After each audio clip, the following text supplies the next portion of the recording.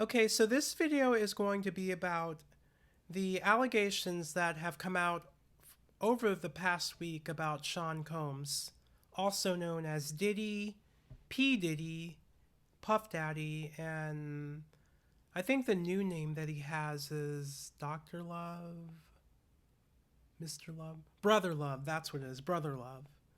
There are two things that I would like to include before I upload this video. Does anyone remember back in 2001 when Puff Daddy changed his name to P. Diddy?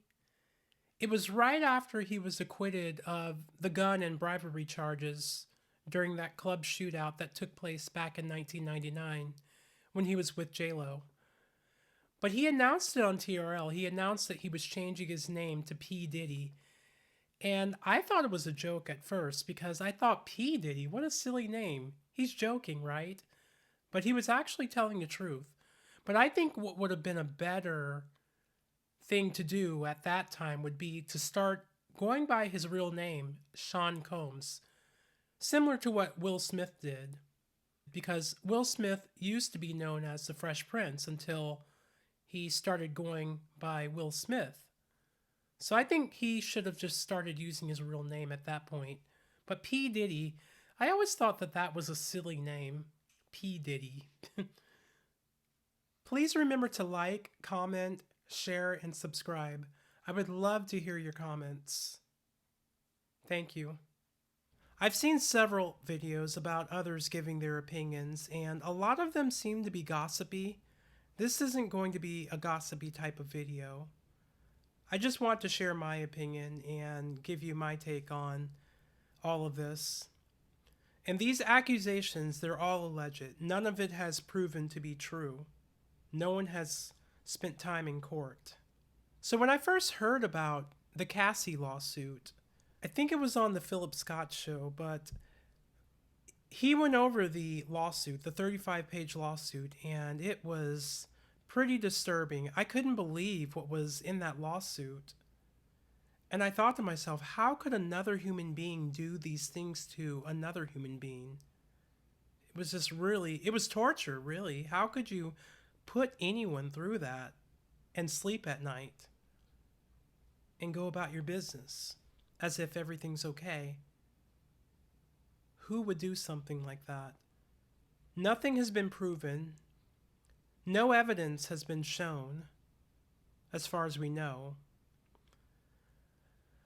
But I found it really strange for him to settle with her. I thought if he were innocent, if you were innocent, why would you want to fight this in court and prove your innocence? But the fact that he settled with her like that made it seem like he was guilty of these accusations. I found that really strange. Had Cassie taken his initial offer before filing the lawsuit, none of us would know about this. But she declined and decided to go ahead with it. But then she settled after that. And I'm not upset, I'm not disappointed in Cassie for settling, because I think had she taken this to court, this would have taken a toll on her. She would have been away from her family. She would have had to relive that trauma that she allegedly experienced that was in that lawsuit for over a decade. So I understand that she settled. I'm not upset or disappointed in her for doing that. You know, she has to look out for herself and for her family. That comes first before anything. But what I think happened, I think that she had incriminating evidence on P. Diddy. And when her lawyers presented that to him, he knew that that would incriminate him, and he didn't want that to get out. That's why he agreed to pay the however millions of dollars to her. And her husband, the guy that she's married to, I'm wondering, did he know about, or did he know the details of what was in that lawsuit before he married her? I don't think he did.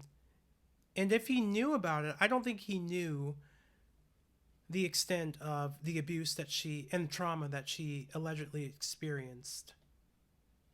And I'm wondering, had he known that, if he would have decided to marry her. Maybe he was aware of it, but I can't imagine for anyone to go through something like that,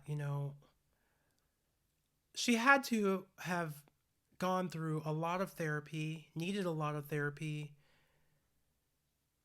and I don't know, she probably still is dealing with this and seeking out therapy for everything that she experienced. I believe it was true, to be honest, because this lawsuit was very detailed. And since the release of this lawsuit, since the filing of this lawsuit, there have been others who have come out and said that he did, in fact, physically abuse her. It's really sad. It's really sad. Nothing has been proven so far, though. But Cassie, she opened the floodgates. The floodgates are open. She set the stage for other victims, if there are any out there or any more out there, to come forward and present their case. This is probably going to go to court. I'm not sure how far it's going to go, but I can't imagine. It's really sad. And I wondered, how do we get to the heart of the matter? How do we prevent this? How do we try to prevent these types of things from happening? I noticed that no one has come to P. Diddy's defense. You would think that if he's being accused of these heinous acts, why wouldn't someone from his family, or even, I don't know, close friends, to come out and defend him? But no one has done that. There have been several people who have come forth with their story, and it wasn't in his favor at all. It was basically saying that, this is the type of person he is. He's a bad person. He's dangerous.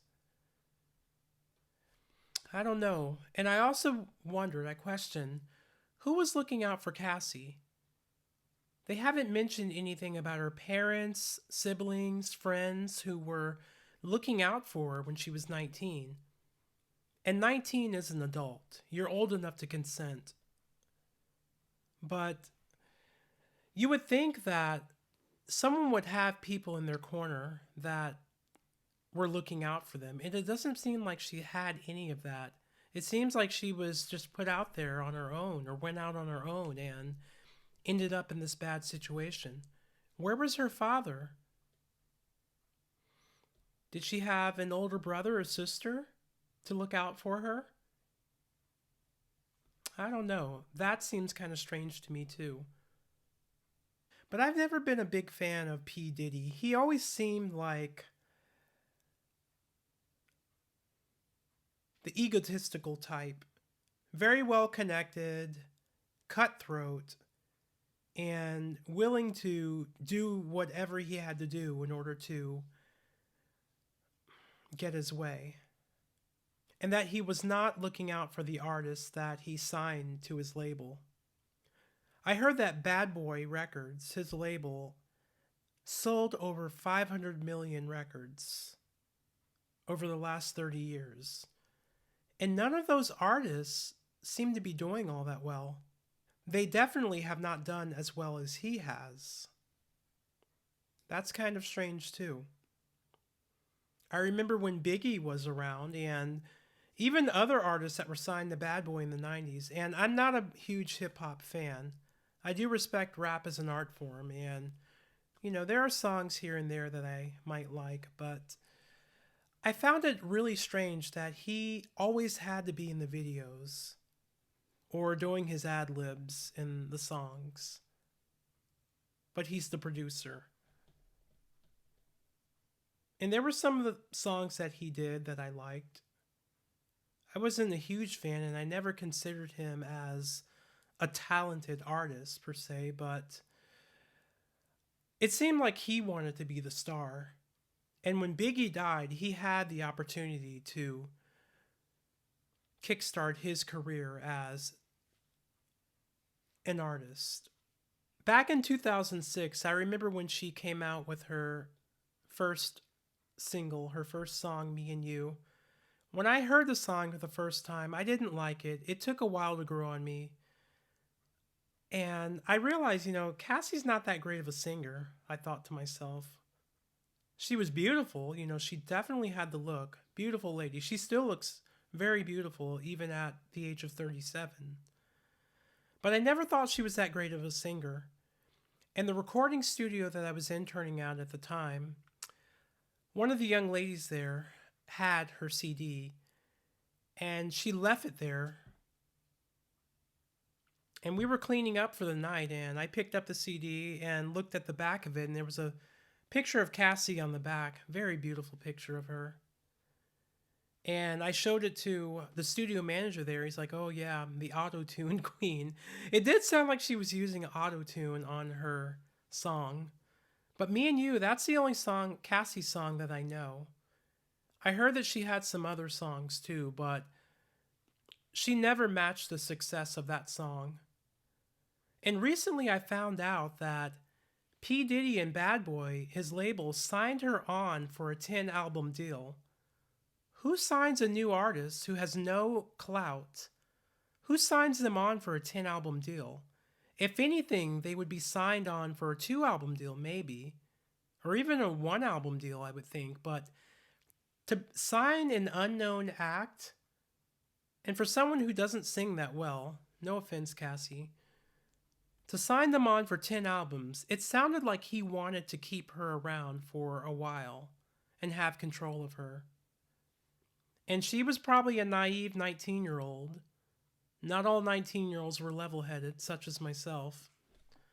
But she probably saw that as an opportunity, He can do the most for me. I think she was working with another producer, too, who promoted her first song on MySpace. And P. Diddy ended up...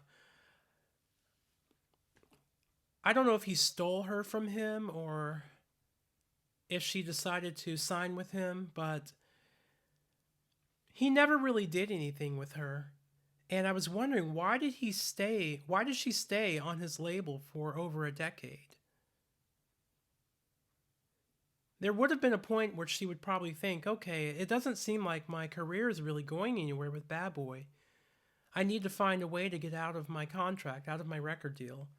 And maybe she did. I don't know if she was forced to stay in that situation or if she had opportunities to leave.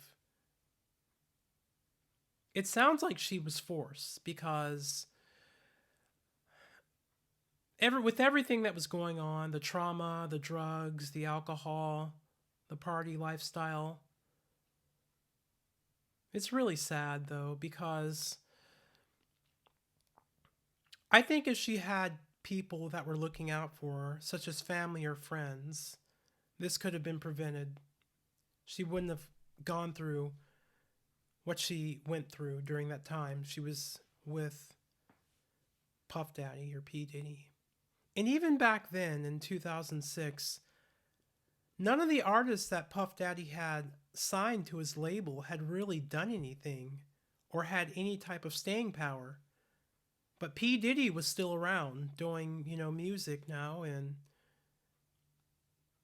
seemed like he always had the advantage. And that's kind of understood because he owns the label. I never thought that P. Diddy was that talented either. But it seemed like he didn't take care of his artists. New Edition, the singing group, was signed to Bad Boy for a while, I think around 2005. And they were excited to be signed to Bad Boy. Puff Daddy's vision for New Edition when they were signed to Bad Boy Records was that he wanted to market them to a younger audience. And they were already in their mid-30s by that time. It sounded like there were some creative differences, so that's why New Edition did not remain on Bad Boy Records with Puff Daddy. P. Diddy ended up shelving them, and I'm not sure how long their stint on Bad Boy Records lasted. To me, it seemed like he only wanted to be associated with the name New Edition since they had been around for so long. But I don't think he ever did anything really with them either. Maybe they released a couple of songs, maybe did a tour or two. Ultimately, it did not work out for New Edition on Bad Boy. And then there was Making of the Band, where he had the rap group that he was putting together. I did watch that series on MTV back in 2003, and everyone remembers the infamous cheesecake scene where he made them walk to Brooklyn to get a cheesecake for him and ended up not being where he said he would be when they returned back after walking from Manhattan to Brooklyn with a cheesecake. And I couldn't believe that. That seemed very unfortunate and very unnecessary for him to put them through that and mislead them like that. And does anyone remember the group Dream from the early 2000s? They were on the Bad Boy label too. They had a couple of songs. I think the last time I heard from them was back in 2003. And after that, they just disappeared. Does anyone remember Dream, and does anyone know what happened to them? They were probably in the same situation. And around the time Cassie came out, Danity Kane came out. And I watched that too. That one with Making of the Band on MTV. It was good, but I don't know. It just seemed like P. Diddy or Puff Daddy was putting the young ladies through a lot of unnecessary things that were not related to making them better as a group. And Day 26, I watched that series too. I never bought any of their albums or any of Danity Kane or the band's albums, but the series were interesting to watch. They were reality show type situations, but it was unfortunate, how their careers ended. And we have Aubrey O'Day from Danity Kane. She's spoken out against P. Diddy, and she hasn't given specific details of what they were requiring her to do or what he was requiring of her, but it's really sad because it seems like P. Diddy, he never wanted any of his artists to become bigger stars than him. That's why he had the control. He was in the position to make them or break them. And he never wanted anyone to surpass him. That's just my theory. I don't know if it's true or not, but no one has really done well on Bad Boy. And the fact that he kept a lot of the publishing, so he was making most of the money. And he recently, I think, gave his artists or some of his artists rights to their publishing. But by that time, the publishing wasn't really worth much because these artists, they didn't stay around for a long time. Their musical catalogs weren't worth that much. And then there's Kim Porter, the lady that he dated, the model. And when she mysteriously died back in 2018, that was a little odd. What I recently found out. I didn't know much about her, but I found out that they scrubbed her wiki page, or they took it down, her Wikipedia page. Almost like they're trying to hide something. And she's no longer here. Andre Harrell, who was with Uptown Records, who P. Diddy worked for before he fired him, he's no longer alive. Heavy D was with Uptown. He's no longer alive. Albie Shore, he got really ill. I think it was last year. And who else? Yeah, Puff Daddy had an artist named Black Rob too. I think he had maybe a song or two, and he passed away too at some point. But what I'm trying to say is that I heard that a few of these people were writing tell-all books, and they were going to release books at some point. And chances are, things would have come out about Puff Daddy that he didn't want to be exposed.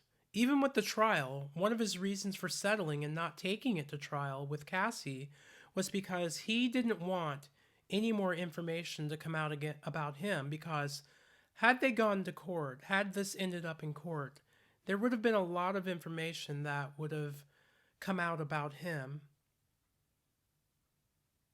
I don't know. This whole situation is really strange, but even with the other allegations that are coming out now, we all know what they are, so I won't get into those right now, but this whole attitude, this feminist mindset, really, that you don't need men, you can do it all by yourself. No, not the case. We need strong fathers in kids' lives to protect their kids from things like this. Even with R. Kelly,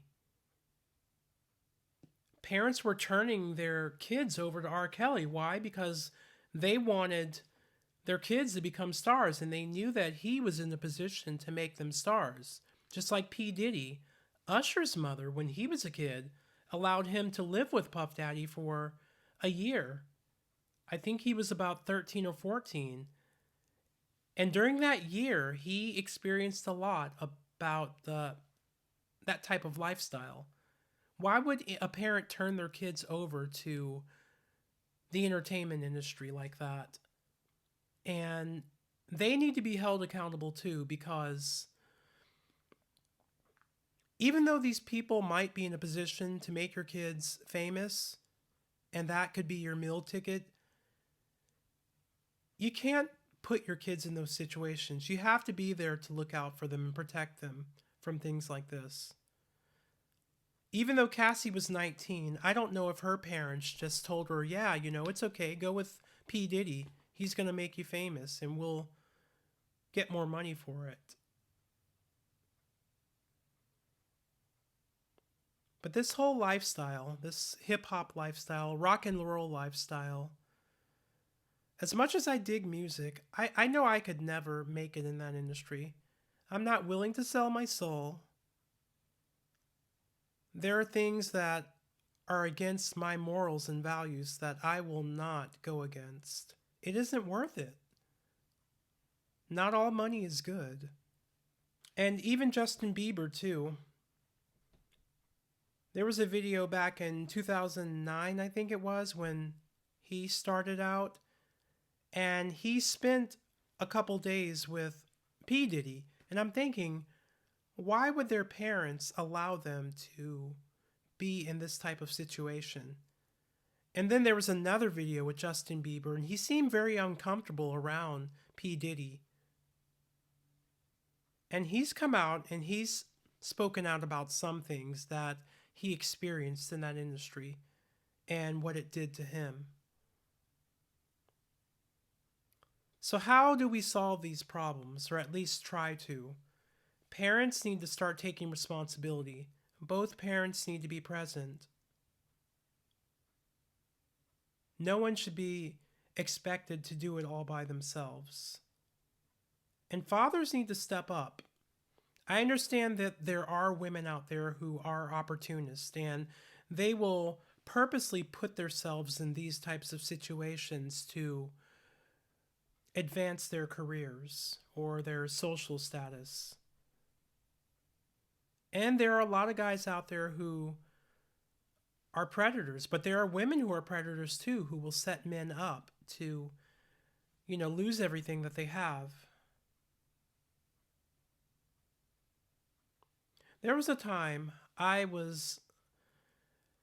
knew a young lady, and I showed interest in her, and we had, gotten kind of close, but she ended up going for this other guy. He drove a nicer car than I did, and he made more money than I did. And years later, I found out that he was physically abusing her.